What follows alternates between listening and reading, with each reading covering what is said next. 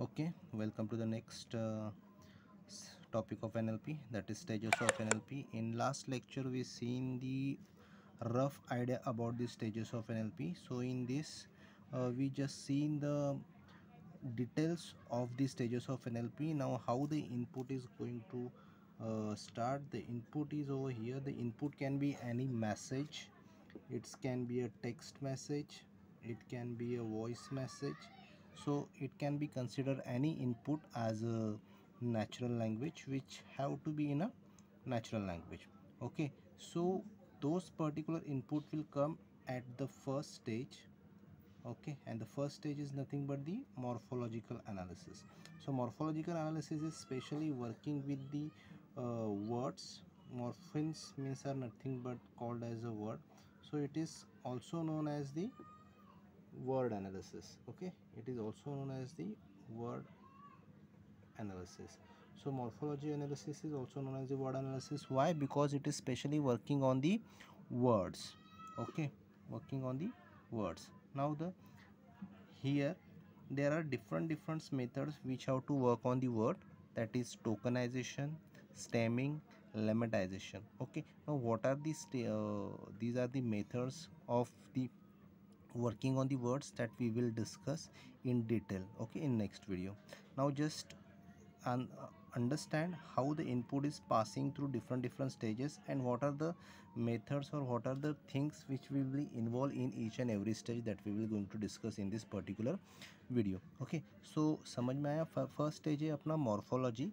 सो morphology में total 3-4 method है, जो कि टोकनाइजेशन है, जो totally working on the words that involve in that particular input. Suppose input एक पर्टिकुलर सेंटेंस है, तो उस सेंटेंस में सपोज 4 वर्ड्स है, तो वो 4 वर्ड पे जो कुछ भी ऑपरेशन करना है, जो कुछ भी एनालिसिस करना है, that will be a analysis will done in this particular stage, that is called as morphological analysis. And वो वर्ड पे काम कर रहा है, इसके लिए उसको वर्ड एनालिसिस भी बोलते हैं. Okay, now second stage is nothing but the syntax analysis.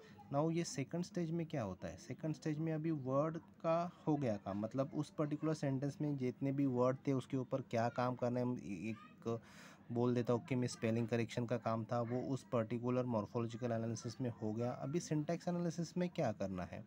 तो सिंटैक्स एनालिसिस में वो पूरे जो 4 वर्ड का एक जो सेंटेंस है, वो सेंटेंस सिंटैटिकली राइट है कि रॉन्ग है, मतलब ग्रामेटिकली राइट है कि रॉन्ग है. ठीक है, तो उसमें नाउन कहाँ पे है, प्रोनाउन कहाँ पे है, उसमें कौन से एडजेक्टिव्स है, कौन से एडवर्ब है, these are on the proper places और नॉट, ये सब काम करने का जिम्मा सिंटैक्स एनालिसिस का है. ओके, सो इसमें पॉज टैगिंग करके आता है. I will write here if you not C.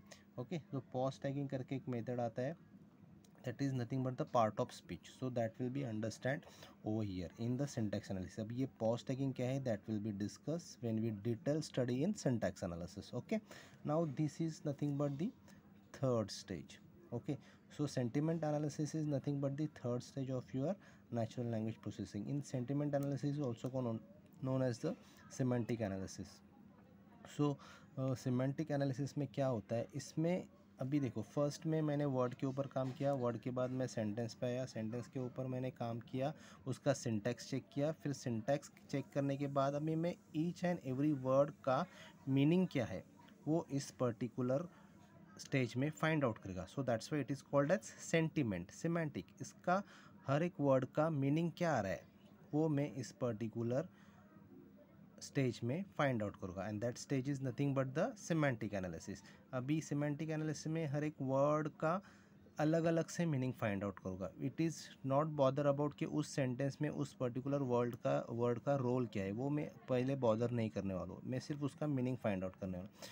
When okay, so when it will be go to the next stage, that is nothing but the fourth stage of the your what you can say natural language processing, that is pragmatic. So from the semantic analysis, the pragmatic and the discourse, these are the some kind of similar stages which will be going to improve in the meaning of means right or the exact meaning of that particular sentence, वो यहाँ पे find out करेगा. Okay, यहाँ पे meaning find out करेगा, यहाँ पे भी मीनिंग फाइंड आउट करेगा, यहाँ पे भी मीनिंग फाइंड आउट करेगा, लेकिन improvement of find out the meaning is going to be increase over here in this particular next stages. So we can say these are nothing but the two are the advanced stages, or we can say these are nothing but the research going on stages. Okay, so pragmatic में क्या होगा, actually यहाँ पे जो meaning find out कर रहा हो वही मीनिंग इसमें भी फाइंड आउट करेंगे, लेकिन वो उस पर्टिकुलर सेंटेंस के रिलेशन में कैसे है, ये word second word first word पे कैसे रिलेटेड है, या फिर उस पर्टिकुलर वर्ड का उस पर्टिकुलर सेंटेंस में क्या रोल है, उस हिसाब से उस पर्टिकुलर वर्ड का मीनिंग हम लोग फाइंड आउट करेंगे. इसके बहुत सारे एग्जांपल्स है, वो मैं पर्टिकुलर स्टेज जब आएगी अपनी पर्टिकुलर, जब मैं प्रैग्मेटिक एनालिसिस या फिर सिमेंटिक एनालिसिस लूँगा उस टाइम पे वो डिफरेंट एग्जांपल लेके आपको बताऊंगा.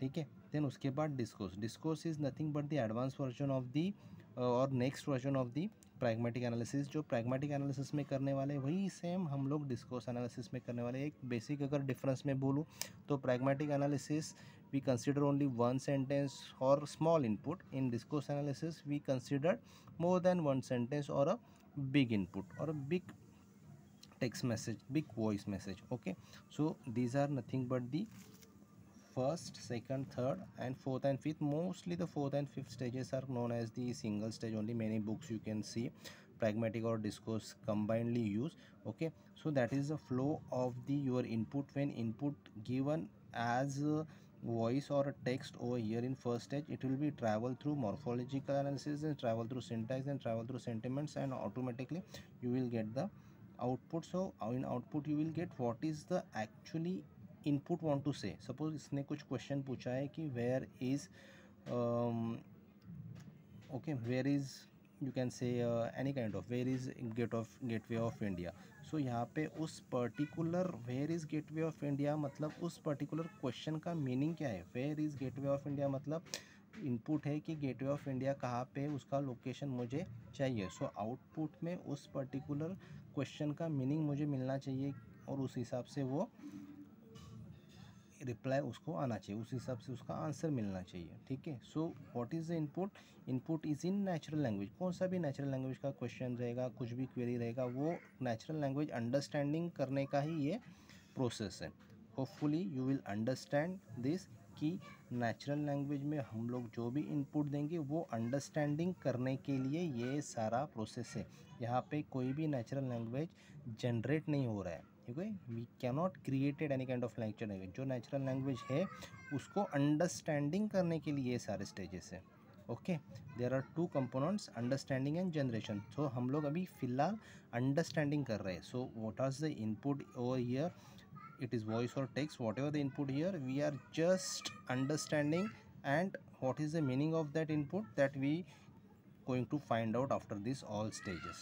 Okay, I hopefully you understood this, what is the flow of NLP stage and why these are stages are there. Now in next video we will discuss about the each and every stage detail, and what are the methods or what are the things are available in these particular stages, that we will going to discuss one by one. So thank you all.